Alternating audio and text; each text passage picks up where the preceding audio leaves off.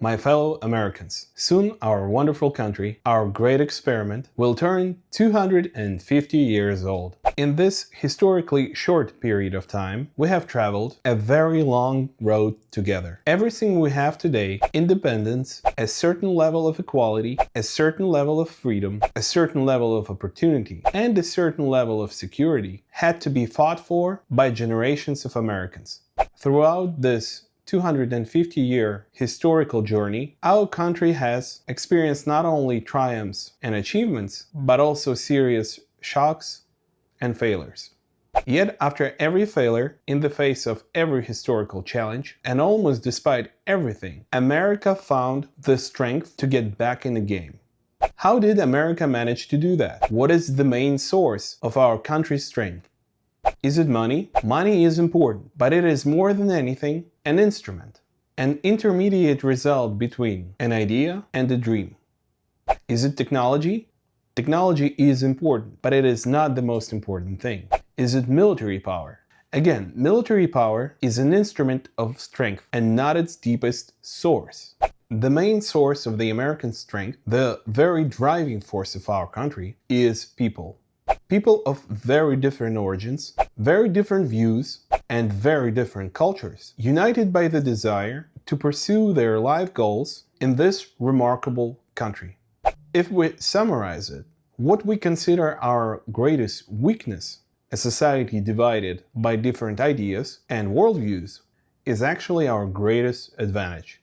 That is why, if we want to celebrate 300-year anniversary of the United States 50 years from now, we must understand one simple thing.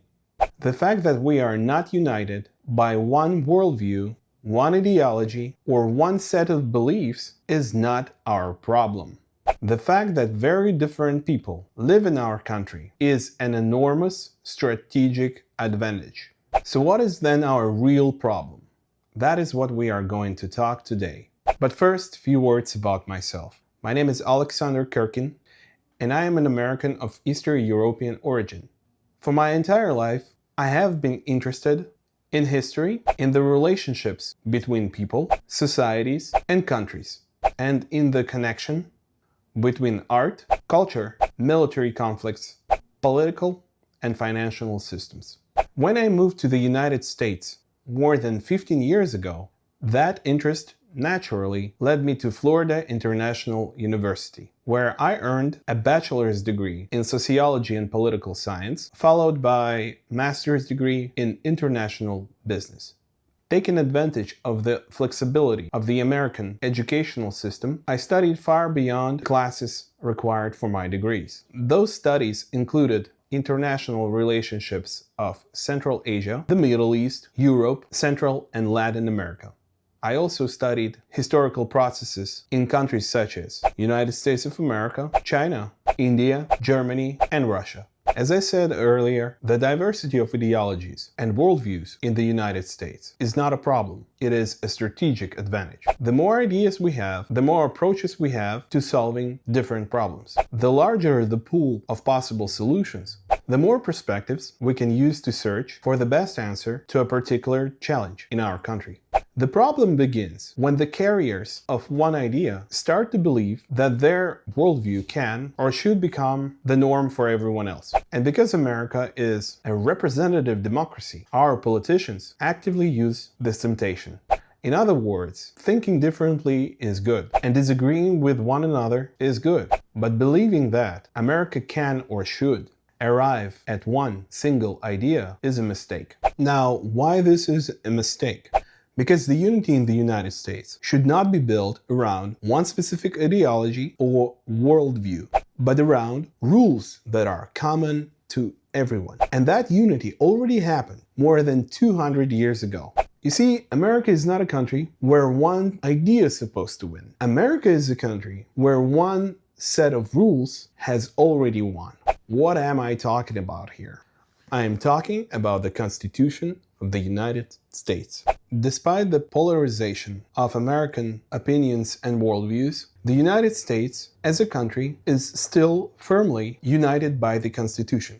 through a very successful separation of powers, system of checks and balances, and various institutional restraints, the Constitution provides protection against the monopoly of any political force in power or the ideological space of the country.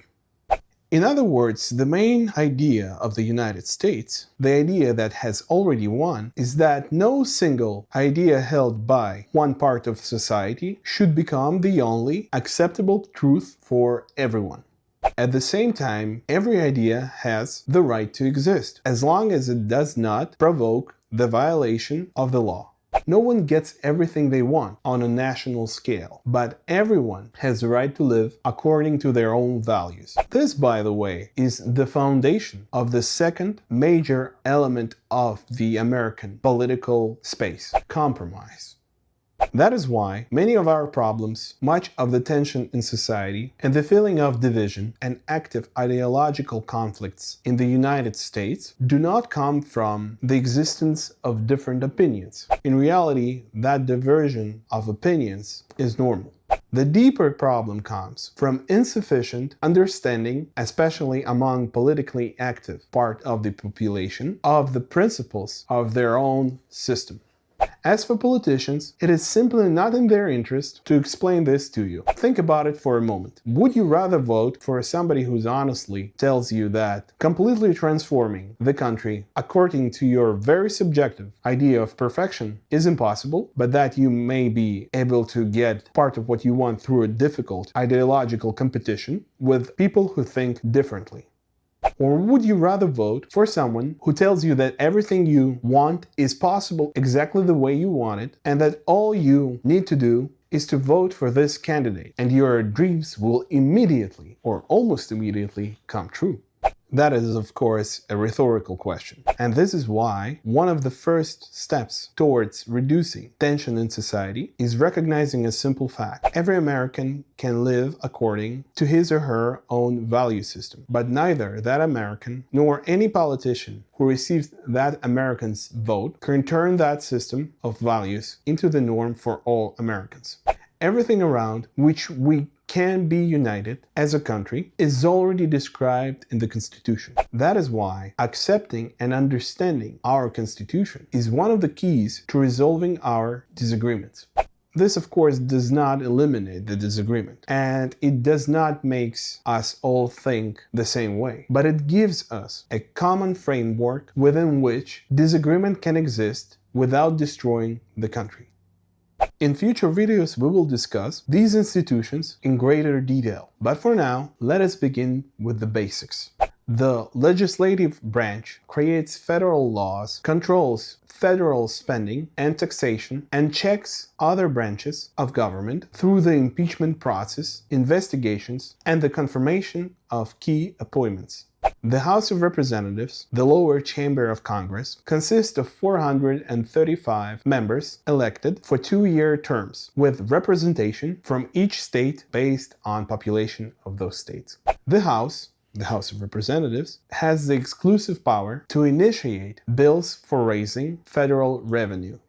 The Senate, the upper chamber of Congress, includes 100 members, 2 from each state, serving 6-year terms. The Senate gives advice and consent on treaties and confirms key presidential appointments. The executive branch, headed by the President of the United States, enforces federal laws, conducts foreign policy, and commands countries' armed forces. The judicial branch, headed by the Supreme Court, interprets laws, resolves legal disputes, and reviews whether laws and government actions are consistent with the Constitution of the United States. In simple terms, the American political system was designed so that no single branch of government could hold an absolute power. Basically, House of Representatives has 25% of political power. The Senate has 25% of political power. The President of the United States has 25%. And the Supreme Court has 25%. That's very brief, but it is kinda like that. Now that we briefly discussed the structure of the American political system, I would like to clarify something about the word we use a lot today, and that word is radical. Today, this word is being used very broadly. On social media and television, we constantly hear about the radical left or radical right, and many other kinds of radical. Now, I'm not going to be talking here about people who use or intend to use violence to achieve political goals, because political violence is outside of constitutional process, and I do not want to give special attention to criminals.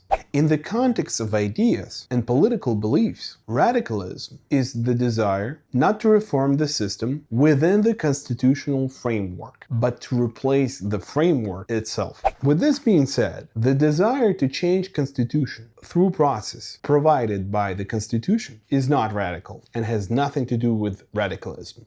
In the American context, radicalism begins when someone wants to remake the entire country according to one ideology by abandoning the constitutional consensus. Let me get this straight. As long as ideas compete with one another within the existing constitution, we as a country are in good shape. But if achieving a political goal requires an entirely new constitution with a new distribution of power, then that is radical. You see, radical change.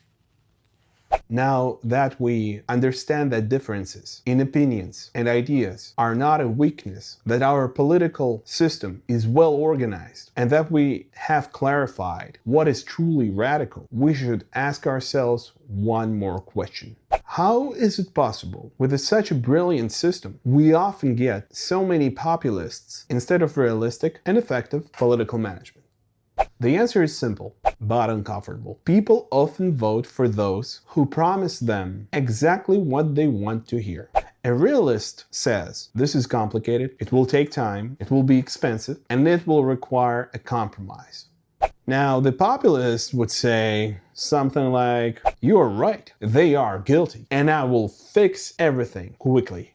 In a society filled with anxiety, exhaustion, anger, and disappointment, the words of populists always sound more pleasant. In other words, professional and competent politicians do exist, but they often lose to populists because society demands not difficult, realistic solutions, but emotional confirmation.